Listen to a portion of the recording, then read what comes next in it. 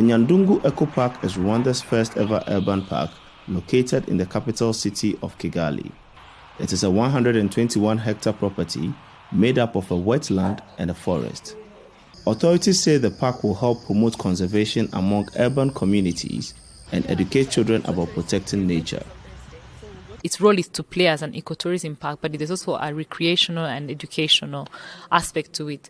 So within the park, we have a medicinal garden, whereby we've actually planted, indigenous tree species. And the idea for this is to really ensure that we are also regenerating, indigenous tree species.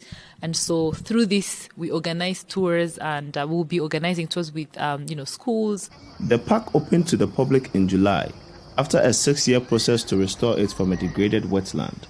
Officials say structures were built on the delicate wetland and it was used for livestock and agriculture, damaging it.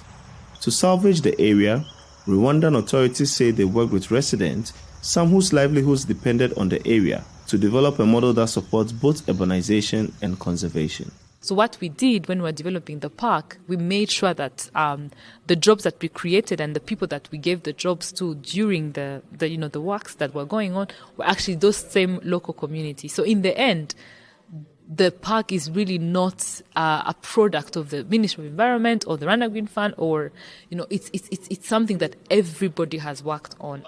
This model, according to the International Union for Conservation of Nature, is a sustainable way to develop African cities while preserving Africa's biodiversity.